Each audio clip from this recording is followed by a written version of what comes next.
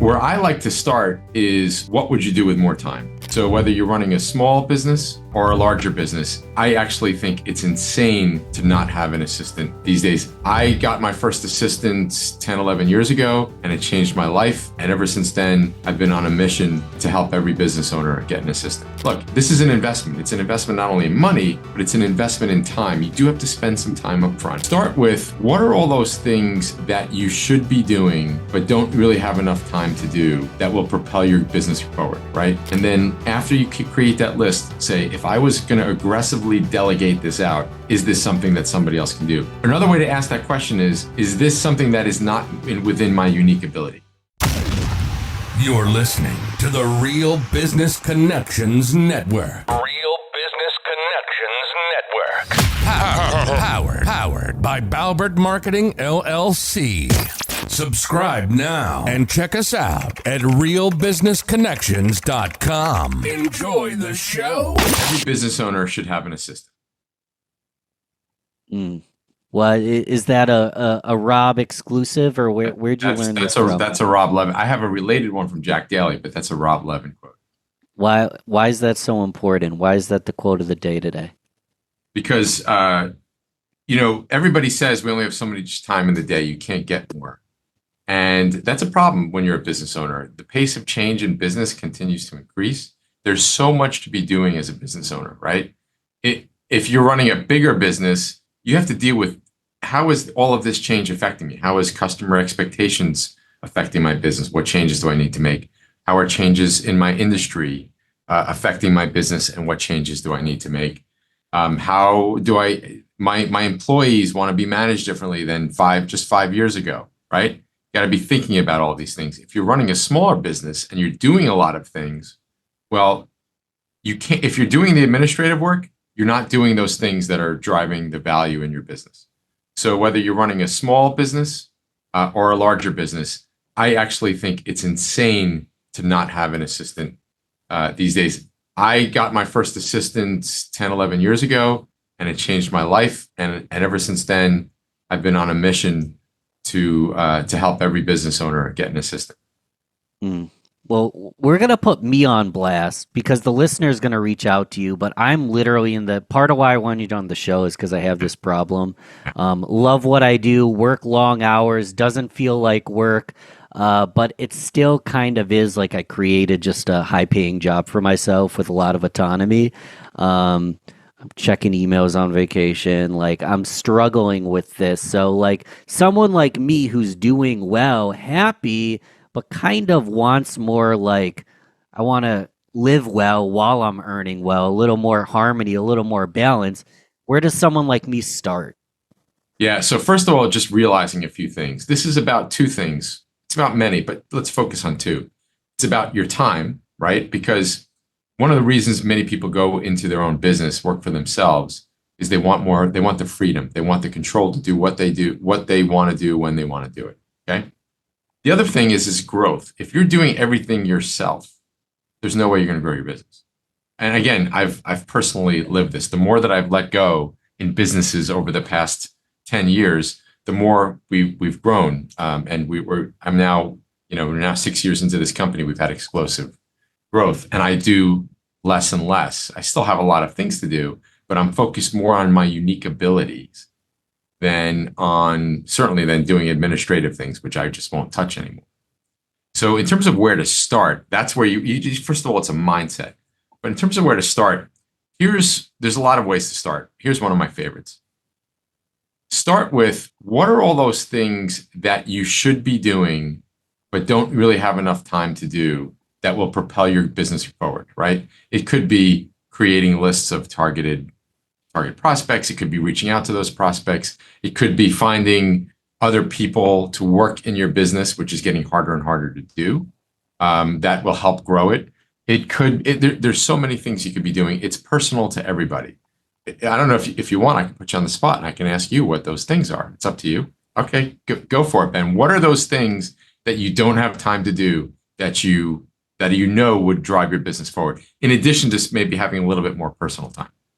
Yeah, it's interesting. I'm a hard case because I have a copywriting background, so I like to answer my own emails. It's in my voice.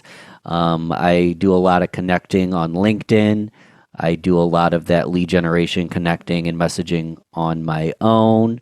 Um, Anything that has to do, it's mundane tasks, but I'm like attached to them because I don't know if someone can speak in my voice. I don't want to ruin my brand. I probably have a couple blind spots as to what I'm doing though. So hold on. You actually answered the question I was about to ask. Oh, Let me come back to the original question, which is what would you do with an extra 2 hours a day? oh, I actually reduced the quantity of episodes on the podcast. I might release an extra episode a week.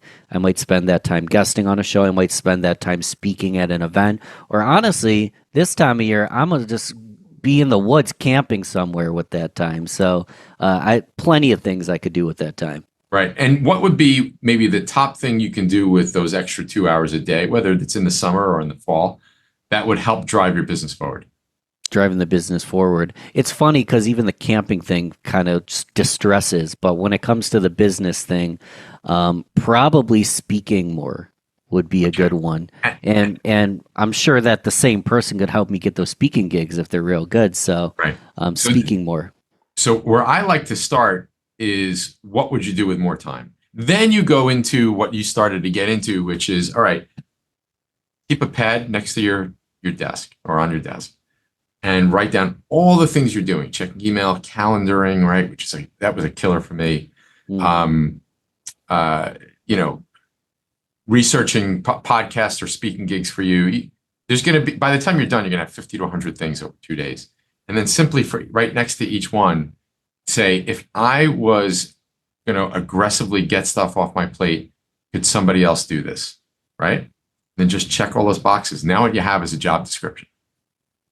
And then you go ahead and you hire an assistant. We can get into that later, or we don't have to get into it. And then you are on your way to living a much better life and having a more successful business.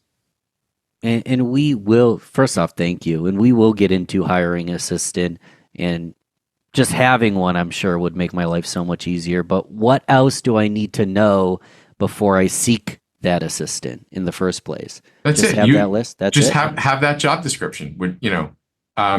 There are other things you can do once you hire somebody that a lot of people don't do that make things much, much better, which is for everything that you're assigning to them. And by the way, you can do this all over call. You don't have to write anything down because the assistant will write it all down and create, the Ben Alpert operating manual, right? And by the way, some of those things can also include personal things that you just don't need to be doing, right? Like I've had my assistant do personal travel, get my kids their medical appointments, all of that. Long list of personal stuff as well. Anyway, what you want to do for each one of those things is articulate, when you do this thing successful, this is what it looks like, right? Because now what you're doing is you're providing a little bit more context to each one of those responsibilities that you're assigning. That is something that a lot of people forget to do. And then they're like, well, I didn't get what I wanted. Well, look, this is an investment. It's an investment not only in money, but it's an investment in time. You do have to spend some time up front. So that makes a big difference because you're explaining what success looks like. You're taking that mystification of what is success for each one of those things, and you're really more likely to get the outcomes that you want. So I could be busy. I need the help, but it's not as simple as just swiping a credit card and then I take a magic pill. I have to train this team member of mine. But it doesn't take much. You do it as you go, right? You don't have to do it all in one day. You don't have to assign everything out on the first day. And then again, in within a week or two, you will have more time. I would say 5 to 10 hours on average within 2 weeks per week. And that's pretty magical. It adds up. Now, what's really important that I forgot to mention, Ben, because you said, I like doing these things. Now, dirty little secret, I started my career as a CPA, okay? So I can geek out on accounting and stuff, but I stopped doing my own company's books, even though I kind of enjoy it. I stopped doing that, I don't know, 15 years ago. And that's just an example of delegating something that you might like to do. But look, it is not adding value to the business, right? And your time is valuable. I give the example of, let's take a business owner that makes a couple $100,000 a year. Let's just use that as an example. If you divide that by the approximate number of hours that they work, let's call it 2,000, it's $100 an hour is what their time is worth. Now, by the way, if you want to grow your business, your time is worth even more, right? Because of the opportunity cost. So think about it this way. If you're doing your own administrative work, you're paying somebody $100 an hour to do your own administrative. That's kind of crazy. So what do I do next? I just give you a call. I assume there's plenty of companies like us. I mean, we provide 40 different roles to our clients. One of them is executive assistants. But that's essentially what you start. It's great if you start with that job description, which doesn't have to be formal. It could literally be, hey, here's a list. You know what? There's 20 things on my list. Here's the top 10, right? And let me find somebody has the experience. Maybe they haven't done all of those 10 things, but they have the experience to do those 10 things effectively. And then you want to think about, what else do I want in that person? What kind of personality I want, et cetera. And then you go ahead and start. Now, before you ask, maybe you weren't going to ask, but a lot of people say, should I go part-time or full-time? And a lot of people want to go part-time. And we do not believe in that. And there's a few reasons for that. Number one, if there's an assistant who's working part-time, they're probably working part-time for somebody else. And many assistants, not all, actually want a full-time gig because it's very hard to manage 2 clients, let alone more. So we always suggest going full-time for that reason, because you might be working with this assistant for a year, and then they go, you know what, the other client just offered me a full-time job, so sorry, I'm leaving, and good luck. The other thing is that if you're really utilizing your assistant well, they are there when you need them. So they're working the same hours as you. They're part-time, working 2 hours a week, 2 hours a day, 4 hours a day. They're not there you can do that, but you're really not maximizing your capabilities that way. That's just a couple for starters. So I want to find someone full-time. It can be with WorkBetterNow. If someone wants a referral, just let me know. I can make the introduction to Rob and his team, but I'm reaching out regardless.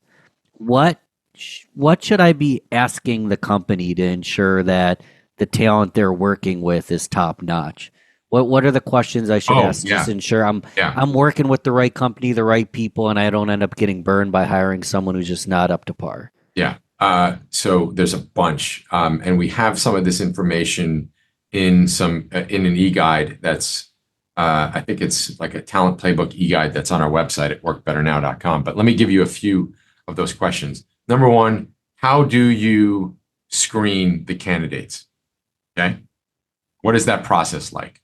So for example, with us, we have, I don't know, it's 10 steps. There's multiple assessments. All of our assistants are in Latin America. So of course there's English assessments, but there's skill assessments. We're assessing their personality, because the next step, and this is the next question to ask somebody, is, well, what is your process to match me up with the right assistant? We hand select three candidates that meet not only the hard skill requirements, but also the soft skills, right? So to ensure the right cultural fit with the business and the business owner. The next question to ask is, what happens if this doesn't work out, right? That's another question to ask. So those are 3 questions for starters. I feel like quickly, I just got like a free workshop here. I appreciate it. For the listener at home, I always urge them to integrate something that we learned today. A lot of them are business owners, busy professionals. Some have side hustles. Yeah. What would be like a good integration assignment that turn this podcast off, take action immediately? What should they do? Great question. It's the 2 things we talked about just a few minutes ago. Number one, write down a list of all of those high value, high impact activities that you would be doing with an extra 10 hours a week. That's number one. Then separate list, over the course of 2 days, write down every little thing you do. And then after you create that list, say, if I was going to aggressively delegate this out, is this something that somebody else can do? Another way to ask that question is this something that is not within my unique ability? Which is, among the other things, your unique ability drives a lot of value for your company. So valuable. I'm going to make my list. I hope the listener does as well. And how else can we, everybody at home, we got billions of listeners, not quite yet, but the people at home want to support you. How can we? Just you know what, the thing that really gets me excited is go onto our website, workbetternow.com, and check out some of our content. Check out some of our e-guides. We have e-guides both on overseas talent and how to manage talent and the new talent playbook. And then we have a separate e-guide for those people who are looking to hire an assistant. Just educate yourself and take some action. WorkBetterNow.com. Thanks for coming on the show, Rob. This has been fun. Yeah, thanks, man.